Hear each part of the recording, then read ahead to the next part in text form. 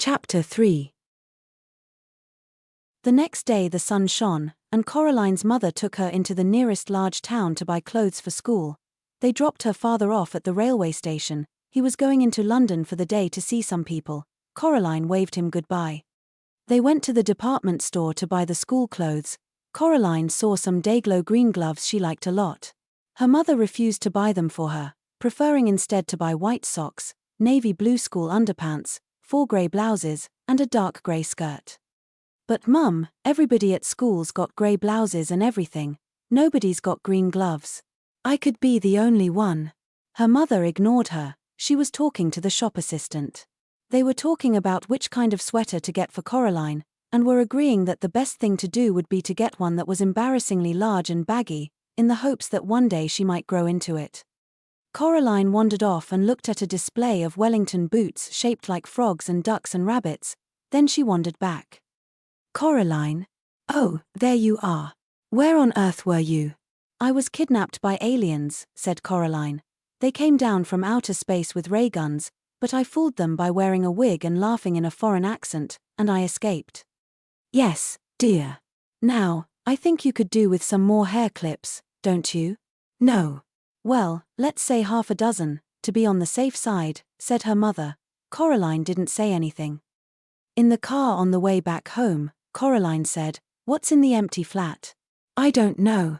Nothing, I expect. It probably looks like our flat before we moved in. Empty rooms. Do you think you could get into it from our flat?" "Not unless you can walk through bricks, dear." "Oh." They got home around lunchtime. The sun was shining, although the day was cold. Coraline's mother looked in the fridge and found a sad little tomato and a piece of cheese with green stuff growing on it. There was only a crust in the bread bin. "I'd better dash down to the shops and get some fish fingers or something," said her mother. "Do you want to come?" "No," said Coraline. "Suit yourself," said her mother, and left. Then she came back and got her purse and car keys and went out again. Coraline was bored. She flipped through a book her mother was reading about native people in a distant country, how every day they would take pieces of white silk and draw on them in wax, then dip the silks in dye, then draw on them more in wax and dye them some more, then boil the wax out in hot water, and then finally, throw the now beautiful cloths on a fire and burn them to ashes. It seemed particularly pointless to Coraline, but she hoped that the people enjoyed it. She was still bored, and her mother wasn't yet home. Coraline got a chair and pushed it over to the kitchen door. She climbed onto the chair and reached up. She got down, then got a broom from the broom cupboard. She climbed back on the chair again and reached up with the broom.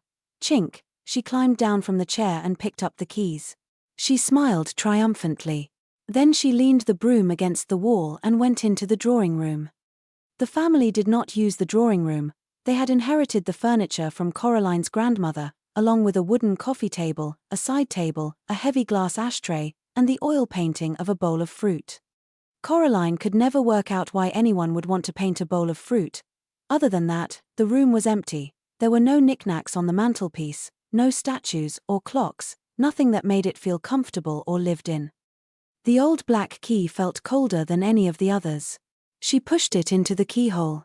It turned smoothly, with a satisfying clunk. Coraline stopped and listened. She knew she was doing something wrong, and she was trying to listen for her mother coming back, but she heard nothing.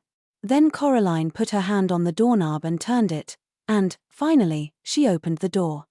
It opened on to a dark hallway. The bricks had gone as if they'd never been there.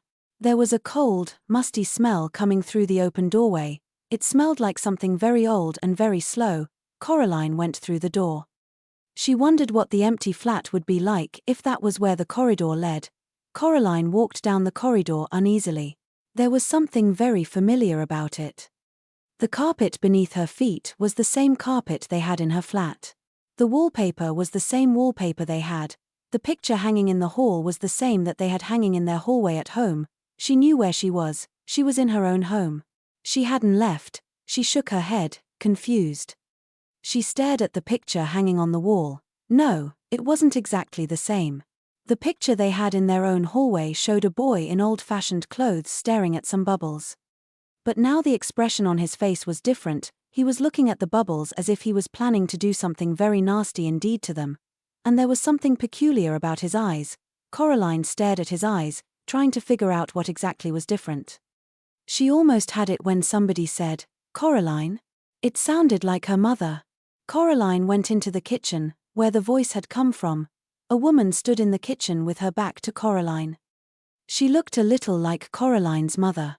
Only her skin was white as paper, only she was taller and thinner, only her fingers were too long, and they never stopped moving, and her dark red fingernails were curved and sharp. "Coraline?" the woman said. "Is that you?" And then she turned around. Her eyes were big black buttons. "Lunchtime, Coraline," said the woman. "Who are you?" asked Coraline. "I'm your other mother," said the woman. "Go and tell your other father that lunch is ready." She opened the door of the oven. Suddenly Coraline realized how hungry she was. It smelled wonderful. "Well, go on." Coraline went down the hall, to where her father's study was. She opened the door. There was a man in there, sitting at the keyboard, with his back to her. "Hello," said Coraline. I mean, she said to say that lunch is ready. The man turned around. His eyes were buttons, big and black and shiny. "Hello, Coraline," he said. "I'm starving." He got up and went with her into the kitchen. They sat at the kitchen table, and Coraline's other mother brought them lunch. A huge, golden brown roasted chicken, fried potatoes, tiny green peas. Coraline shoveled the food into her mouth. It tasted wonderful. "We've been waiting for you for a long time," said Coraline's other father. "For me?" "Yes," said the other mother. "It wasn't the same here without you, but we knew you'd arrive one day, and then we could be a proper family. Would you like some more chicken?" It was the best chicken that Coraline had ever eaten. Her mother sometimes made chicken, but it was always out of packets or frozen, and was very dry, and it never tasted of anything. When Coraline's father cooked chicken, he bought real chicken, but he did strange things to it, like stewing it in wine, or stuffing it with prunes, or baking it in pastry, and Coraline would always refuse to touch it on principle. She took some more chicken. "I didn't know I had another mother," said Coraline, cautiously. "Of course you do." "Everyone does," said the other mother, her black button eyes gleaming. "After lunch I thought you might like to play in your room with the rats." "The rats?" "From upstairs." Coraline had never seen a rat, except on television. She was quite looking forward to it. This was turning out to be a very interesting day after all. After lunch her other parents did the washing up, and Coraline went down the hall to her other bedroom. It was different from her bedroom at home. For a start, it was painted in an off-putting shade of green and a peculiar shade of pink. Coraline decided that she wouldn't want to have to sleep in there, but that the color scheme was an awful lot more interesting than her own bedroom. There were all sorts of remarkable things in there she'd never seen before, wind-up angels that fluttered around the bedroom like startled sparrows. Books with pictures that writhed and crawled and shimmered, little dinosaur skulls that chattered their teeth as she passed. A whole toy box filled with wonderful toys. "This is more like it," thought Coraline. She looked out of the window. Outside, the view was the same one she saw from her own bedroom: trees, fields, and beyond them, on the horizon, distant purple hills. Something black scurried across the floor and vanished under the bed. Coraline got down on her knees and looked under the bed. 50 little red eyes stared back at her. "Hello," said Coraline. "Are you the rats? Can you talk?" she asked. The largest, blackest of the rats shook its head. It had an unpleasant sort of smile, Coraline thought. "Well," asked Coraline, "what do you do?"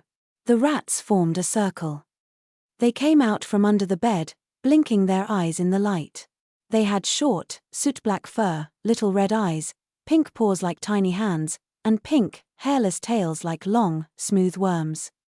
Then they began to climb on top of each other, carefully but swiftly, until they had formed a pyramid with the largest rat at the top. The rats began to sing, in high, whispery voices. "We have teeth, and we have tails, we have tails, we have eyes, we were here, before you fell, you will be here, when we rise." It wasn't a pretty song. Coraline was sure she'd heard it before, or something like it, although she was unable to remember exactly where. Then the pyramid fell apart, and the rats scampered, fast and black, toward the door. The other crazy old man upstairs was standing in the doorway, holding a tall black hat in his hands. The rats scampered up him, burrowing into his pockets, into his shirt, up his trouser legs, down his neck. The largest rat climbed onto the old man's shoulders, swung up on the long grey mustache, past the big black button eyes, and onto the top of the man's head. In seconds, the only evidence that the rats were there at all were the restless lumps under the man's clothes, forever sliding from place to place across him, and there was still the largest rat, who stared down, with glittering red eyes, at Coraline from the man's head. The old man put his hat on, and the last rat was gone. "Hello, Coraline," said the other old man upstairs. "I heard you were here. It is time for the rats to have their dinner. But you can come up with me, if you like, and watch them feed." There was something hungry in the old man's button eyes that made Coraline feel uncomfortable. "No, thank you," she said. "I'm going outside to explore." The old man nodded, very slowly. Coraline could hear the rats whispering to each other. Although she could not tell what they were saying, she was not certain that she wanted to know what they were saying. Her other parents stood in the kitchen doorway as she walked down the corridor, smiling identical smiles, and waving slowly. "Have a nice time outside," said her other mother. "We'll just wait here for you to come back," said her other father. When Coraline got to the front door, she turned back and looked at them. They were still watching her, and waving, and smiling. Coraline walked outside, and down the steps.